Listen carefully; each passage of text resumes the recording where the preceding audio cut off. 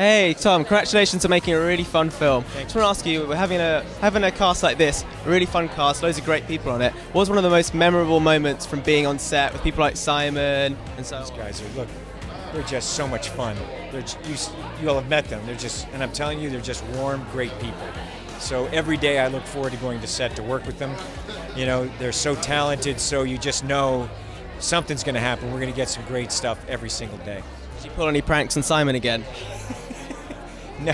No, I didn't. I didn't have any good pranks on Simon this time. No, not like Rogue Nation.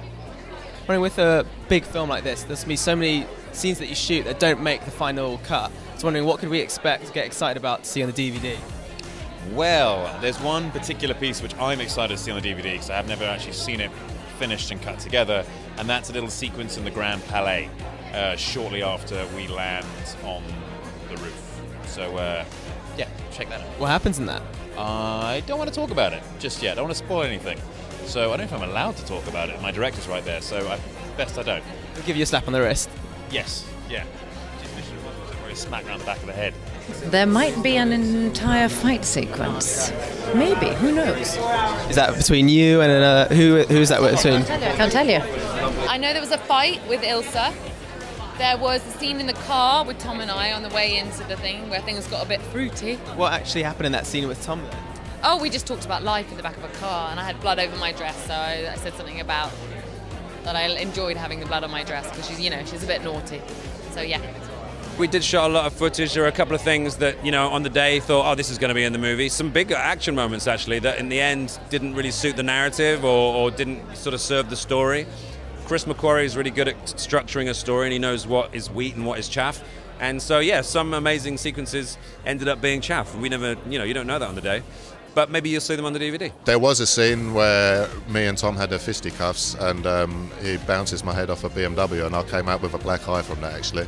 But it's not in the movie, so I'm quite, it was a good way to meet Tom, put it that way. Good bonding experience. There are some shots in the movie that were really so breathtaking and so much work went into them that we put together a little reel of those shots, and you'll see it on the DVD. That'd be great, because I think in the trailer there's like a helicopter going into like a truck, something like that. Yeah, well, that's not in the scenes because we're going to put the trailer on there as well. So you'll see that shot in the trailer. That'll always be on the DVD. But that was one of the things that we had to take out because there was simply too much action in the movie. How is that possible? And also, just one last thing. It's like I didn't think it was possible. This is like working with so many great actors and so many funny people as well. Were there any really great, memorable moments you've taken from working on this film? I would say my favorite days are the days when the whole team is together, when you're bringing, and it's very rare because the movie is all over the place and you're always chasing Ethan. And showing up at work on a day when you have 5 or 6 actors and they're all playing together are some of my favorite days of the movie. Rebecca Ferguson was saying earlier that when you were doing stunt training, they did a ping pong tournament. And she's saying that Sean Harris was the best, maybe you were. Is there something that you like to, what was it like being backstage on those, playing ping pong and like hanging out? Those like downtime moments. Yeah, it was great. Ping pong is one of my passions, and it was really great to sort of to take Sean on. He thought he was the best, but he didn't have a good backhand, and that's where you had to put the ball always.